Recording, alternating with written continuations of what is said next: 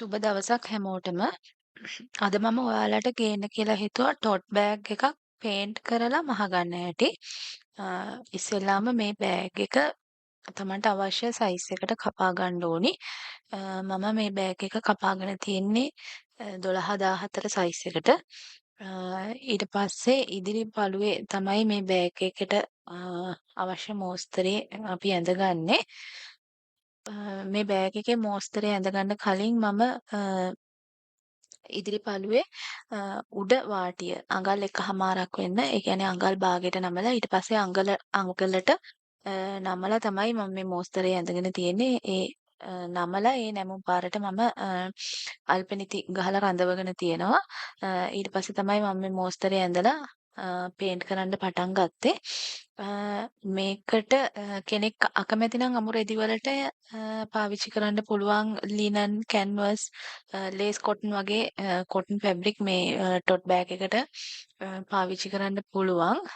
ඒ කියන්නේ මේ අමු රෙද්දේ පාටට අකමැති නම් පාට බෑග් මහ ගන්න ඕන නම් ඒ වගේ රෙදි වලින් මේ බෑග් එක මහ ගන්න පුළුවන් මේ විදිහටම පේන්ට් කරලා.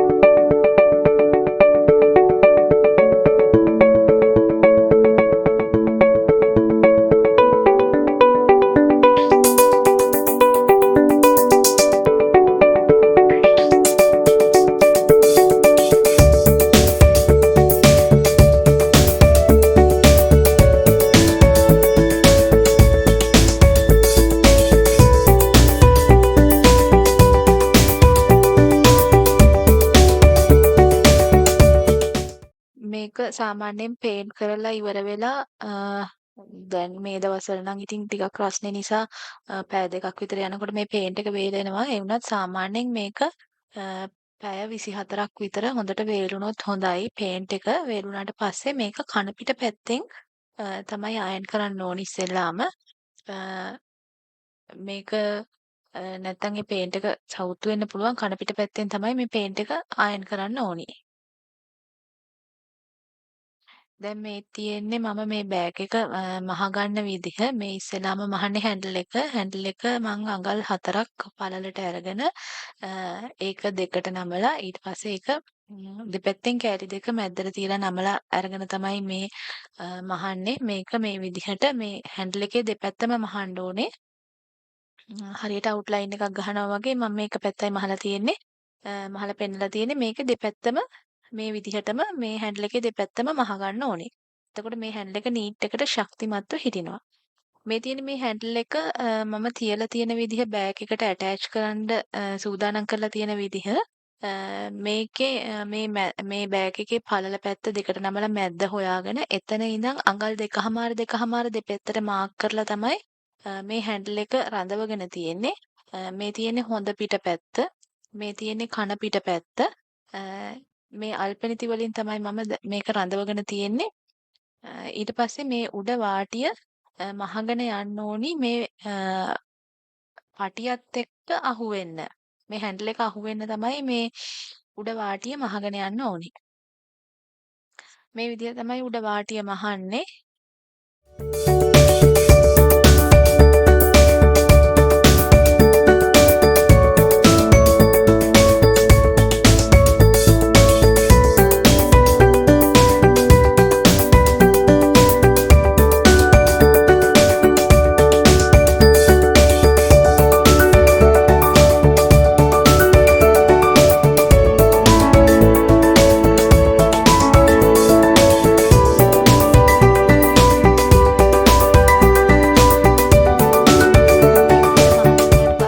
හැන්ඩල් එක උඩට නමලා කන පිට පැත්තෙන් උඩට ආයි පාරක් එකපාරක් නමලා මෙතන අර බොක්ස් එක වගේ මහ ගන්න ඕනි. එතකොට මේ හැන්ඩල් එක ගොඩක් ශක්තිමත්ව හිටිනවා බෑග් එකට.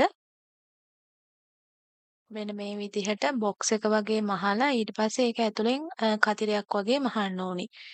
එතකොට මේකේ මේ ගොඩක් බර දැම්මත් මේ හැන්ඩල් එක ගැලවිලා යන්නේ නැහැ. මේ හරි ශක්තිමත් බෑග් එකට හැන්ඩල් එක.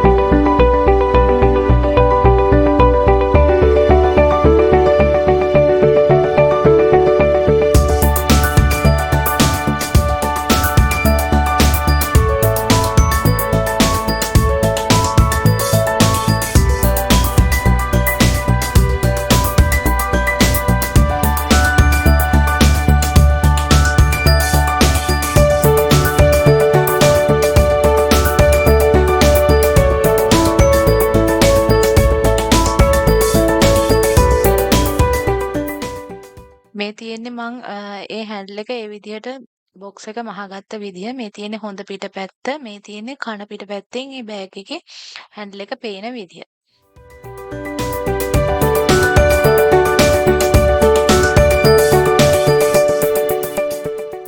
දැන් මම මේ හදන්නේ බෑග් එකේ දෙපැත්ත මහගන්න හොඳ පිටපැත්තෙන් තමයි මම මේ බෑග් එකේ දෙපැත්ත ඉස්සෙල්ලාම මහගන්නේ මොකද ඕලොක් මැෂින් එකක් නැති කෙනෙක්ට මේ විදිහට මහගන්න එක හරි සාර්ථකයි. මටත් ඕලොක් මැෂින් එකක් නැහැ. මමත් බෑග් මහන්නේ මේ විදිහට. ඉස්සෙල්ලාම හොඳ පිටපැත්තෙන් අල්ලගෙන මේ විදිහට අඟල් කාලට වෙන්න මේ සයිඩ් එක මුට්ටු කරගන්න ඕනේ.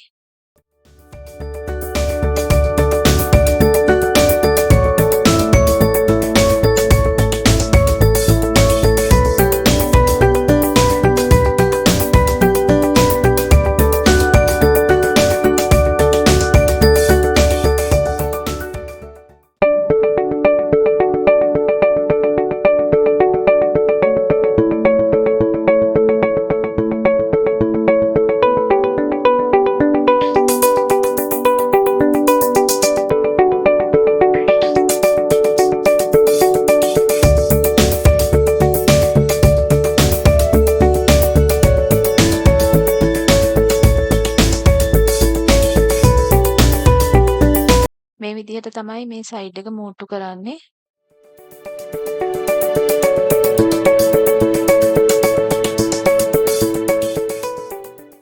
අනිත් පැත්තත් ඒ විදිහටම මූට්ටු කරගන්න ඕනි.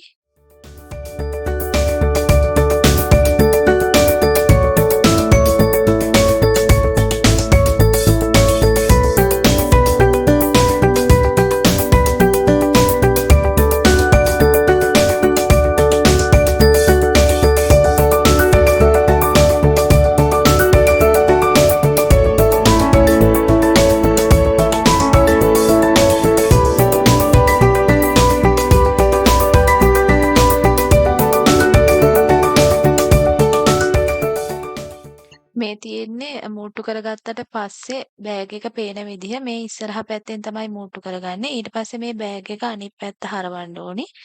ඒ කියන්නේ කන පිට පැත්ත. කන පිට පැත්ත හරවලා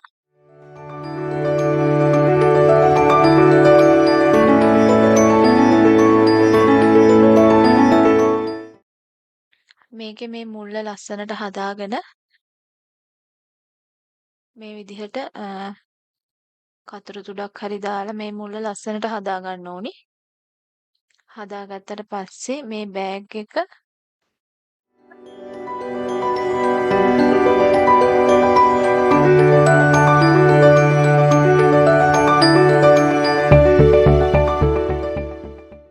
මේ විදිහට මේ අර දෙපැත්තේ වාටි දෙක සයිඩ් එක මේ විදිහට අතින් හදාගෙන ඊට පස්සේ මේක අයන් කරගන්න ඕනේ කන පිට පැත්තෙන්. මේක කන පිට පැත්තෙන් හොඳට අයන් කරගන්න. එතකොට නීට් එකට මහන්න පුළුවන්.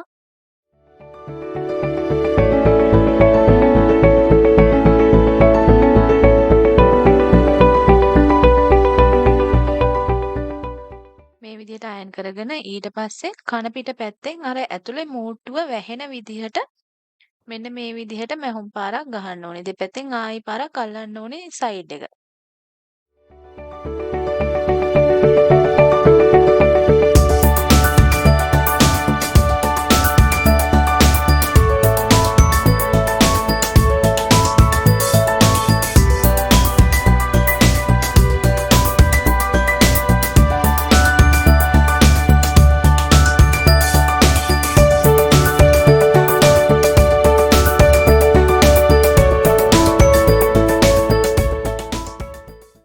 මේ විදිහටම තමයි මේ බෑග් එකේ අනිත් පැත්ත මහගන්නේ.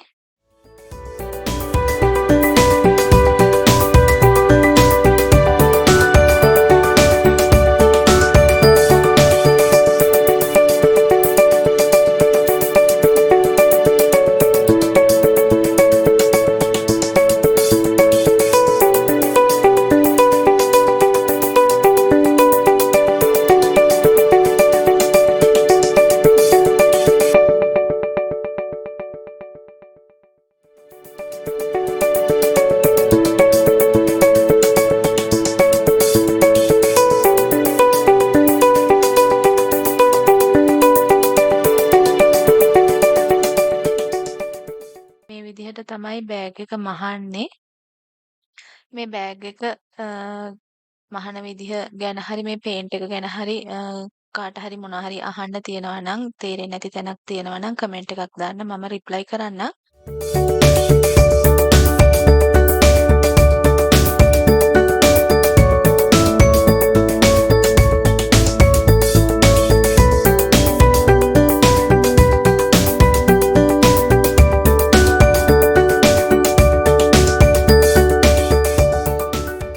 මේ වීඩියෝ එකත් එක්ක රැඳී සිටියාට ඔයගොල්ලන්ට ගොඩාක් ස්තුතියි. නැවත වීඩියෝ එකකින් හමු වෙනකම් හැමෝටම සුබ දවසක්.